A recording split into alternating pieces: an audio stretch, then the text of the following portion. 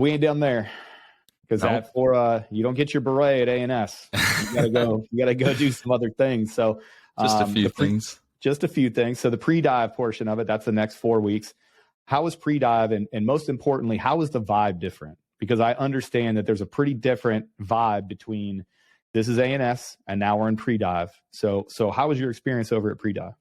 Yeah, pre-dive is nice because it is a different environment. Like A&S is its own beast and whatnot, but pre-dive, like, hey, you have weekends off. But the days are really long. You get up early and you're in the pool until the evening, basically. You don't get back to Chapman until the evening. So it's what our instructor, the proctor, said. Shout out to Mr. Capo Bianco. Capo, what's up, Capo? Yep.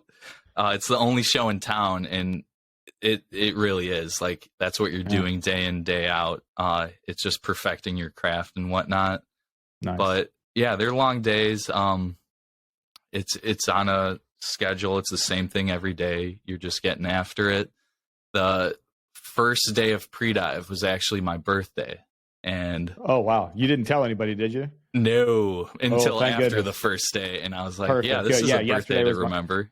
Yeah, yesterday was my birthday. That's never like, listen, young man, if there's one piece of advice I can give you, protect that birthday. I was just talking to my friend. One of my best friends in the career field, his name's Chris Wilson. He's an awesome dude. Chris was just catching up yesterday. He's like, hey, you popped into my mind. He was like, so I'm going to tell this story. We were at Rescue Jumpmaster together in Paso Robles. We were there for like a month.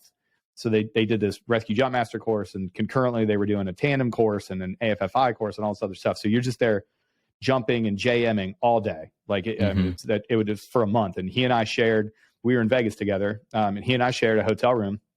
So during that period, my birthday was whatever. And I was like, I've never been a guy, I won't beat you up on your birthday. I think it's childish, but it happens. It's part of our culture.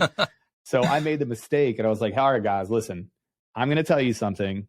It's my birthday today. I don't want there to be any shenanigans. I'm not asking for anything, but I'd like to go out with you guys, have a couple drinks, we were not working the next day. So we were totally good that we were all of age, it was totally okay for us to go turn up in San Luis Obispo. So we did so.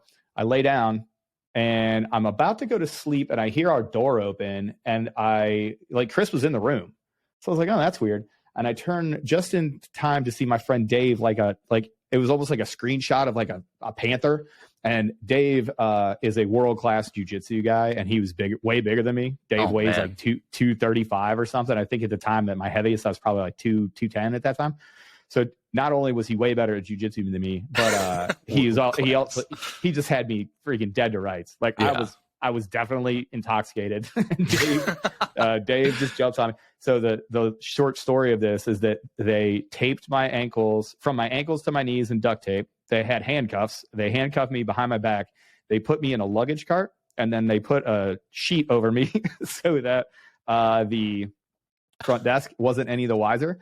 They took me out back. Dave had the handcuff key, and he threw it at the deep end, and he was like, okay, go. And I had to drown proof and find the key. Yeah, I had to find the key. It was on the bottom of the pool to get the handcuffs off. And my friend Dave and my friend Chris and my friend Bob and my other friend Nick, they sat in the hot tub as the sun rose while I had to drown proof and find the key with a case of beer. And that is what will happen to you if you decide to tell people that it's your birthday. So let that be a lesson to you. Oh my gosh. Well, fantastic. Yeah, we just it was funny that Chris was like, yeah, I was trying to explain this, to my girlfriend. I was trying to, tell her a little bit about the culture because she's totally like outside of the community. Yeah. And he was like, I was telling that story and I just laughed. So good on you for keeping that birthday secret. Yeah. So you got through pre-dive. How well do you think pre-dive set you up for combat dive school? Because that was the first school you went to right out of A&S, right? Or right out of pre-dive, or no? So straight from A&S, I was right into pre-dive, and that was back in May, I believe. And then ideally you go straight into combat dive school, right. But we had a giant gap to where I believe like people who were already operators, they had to finish closed circuit. The they closed didn't have circuit, it. right? Yeah. We had to send a bunch of dudes to that. Yep. So Okay. they had that over the summer, and we didn't start dive until September. So we had a giant gap in between pre-dive and dive. And they're two different beasts. Obviously, like one-man confidence in combat dive is the main water confidence type training you have. So pre-dive is just all water confidence, while dive has that. You have to be comfortable with all your gear and equipment, but it's mainly learning how to scuba dive, how to do all this stuff and navigate. Right. So pre-dive almost like I'd say over prepared me, even though with that big time gap. Pre-dive just was such a well course, well taught, strict, but it's got to be.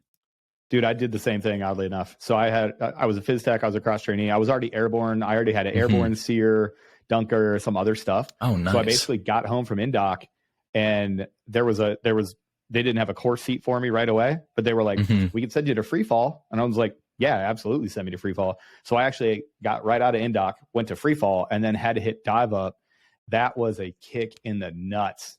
Yeah. That was because we were still doing closed circuit, and it was still like I want to say we were the second or third class at Air Force Dive. Like they had just stood it up.